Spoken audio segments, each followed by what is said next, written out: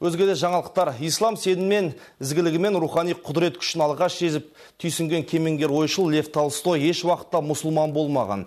Мұндай тұжырымды бүгін әдебиет және өнер институтының ұйымдастыруымен өткізілген халықаралық ғылыми теориялық жиын барысында ресей мамандар айтты. Толстойдың Ясная Полянадағы мұражайының басшылары жазушы дінді зерттегенімен оның жетегіне ермеген деп отыр. Алайда біздің ғалымдар ақиқат 100 жылға вето салынған мұражай есіктері ашылғанда бірақ анықталады деп отыр. Шәкәрімнің Толстоймен хат алысқаны туралы ең негізгі дерек әзірше Ахат Шәкәрімұлының естелігі. Естелікке қарағанда Шәкәрім Толстойға өзі жауабын таппаған 3 сауал қойған. Біріншісі ең жаман не деген мағынадағы сұрақ. Оған Толстой ақиқатты жасыру деп жауап қатқан.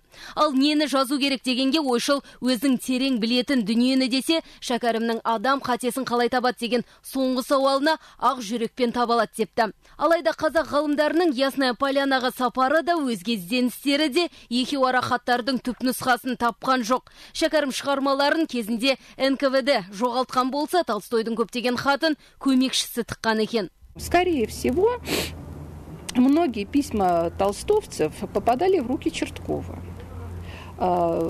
Толстой их, наверное, получал, читал, а потом их собирал Владимир Григорьевич. В 1936 году Чертков скончался. Согласно его завещанию, мы не можем, ни один ученый не имеет доступ к его архиву до 2036 года. То есть на 100 лет Чертковым наложено вето на его архив. Сонымен қатар Толстой танушы ғалым орыс жазушысы ислам дінін қабылдамаған деп отыр. Толстойдың мені мұсылман санаңыздар, соңғы дін ислам дейтін сөздерін данышпанның әлемдегі негізгі діндердің адамгершілік табиғатының ұқсастығы ретінде қарастырады.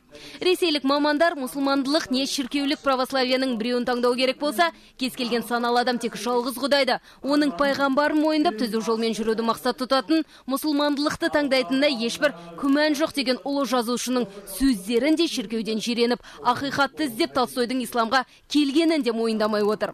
Ал біздің әдебиетшілер Чертковтың қазақ ғалымдарына көрсетпеген сыры мұражай есіктері ашылғаннан кейін ғана белгілі болмақ деп ой түйеді. Чертков деген Лев Николаевич Толстойдың көмекшісі болған. Ол кісі үлкен бір масондық ложаларда болған, шетелде тұрған. Сол Толстойдың жеке өзіне ұнаған адамдар туралы мағлұмат қалдырып, қалған хаттарын өзінің жеке мұражайында сақтап, және 1936 жылы қайтыс болған Чертков 100 жыл сол өзінің архивіндағы Толстойға қатысты мағлұматтарға да тыйым салып кеткен. Танбаймын шәкіртімін Толстойдың деп кеткен Шәкәрімнің Толстоймен рухани байланысы және олардың пікірлесуі әлі де болса табыларына ғалымдар сенімді. Өйткені қазіргі ғылымда Толстойдың Рахматулла Минғалиұлымен хат алысып, өз шығармаларын қазақша аударуға рұқсат бергені белгілі. Жанар Жолтаева, Данияр Жүсіпов, Информбюро, бірінші арна, Алматыдан.